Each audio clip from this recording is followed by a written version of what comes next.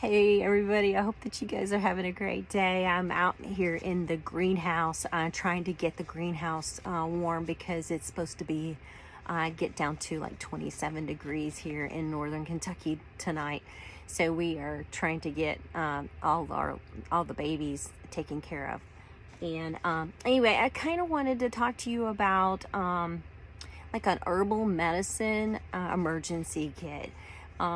You know, every situation's going to call for a different whatever, like herb kind of situation. So, you know, when you actually talk about this to an herbalist, it may come across very vague.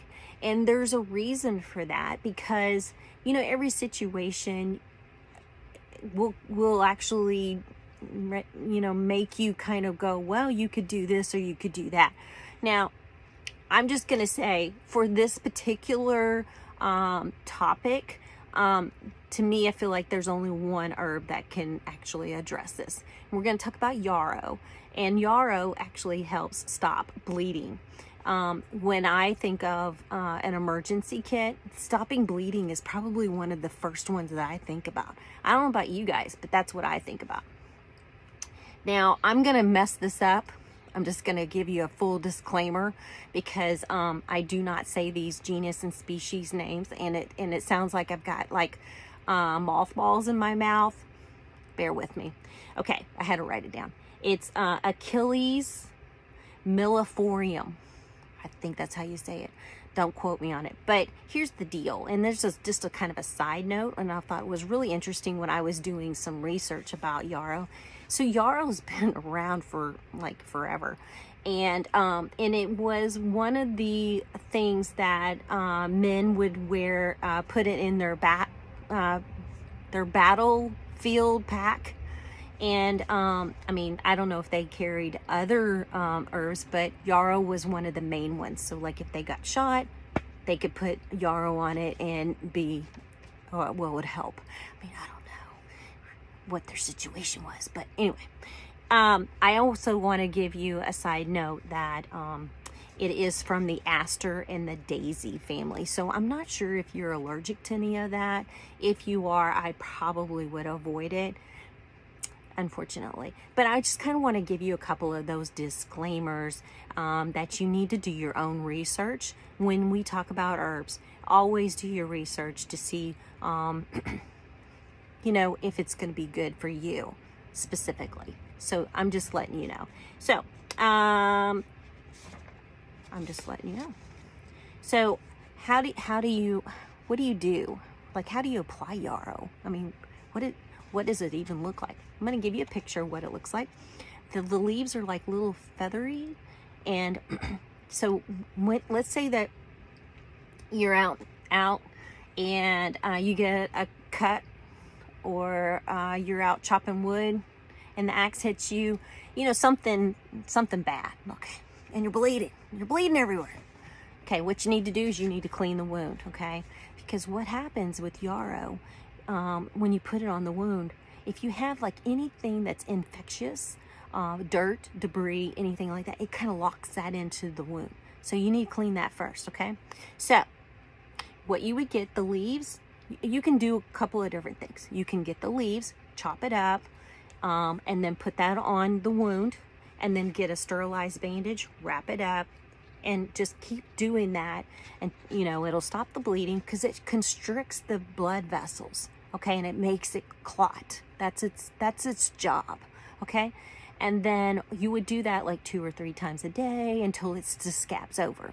Now, I've heard a couple of people say, you know, you can take a yarrow tincture and do a couple of drops. Now, I don't know if I do that because, you know, tinctures is made from alcohol. Open wound, alcohol, no bueno, man. It'd be totally stinging and people would say bad things, and yeah, no, I'm not into that. However, you can also do, but if you have like, if you have internal bleeding, I don't know. I mean, like, you'd have to be really banged up for that. But let's say if you have an animal, which it's safe to give this to animals. Like most herbs, they're safe. And here's the thing. they don't have any side effects. You know, like all these medicines that they advertise on TV, and they're like, you can do all this stuff. And then they get to the whole side effect thing. I'm like, why would anybody take that? I mean, come on. Anyway, sorry for the rant, but it just drives me crazy. But anyway, if you have like a dog and it gets hit by a car, let's just use that for an example. And you think, oh my gosh, it's torn up on the outside. It's probably torn up on the inside. Then you can give the tincture, the yarrow tincture on the inside too.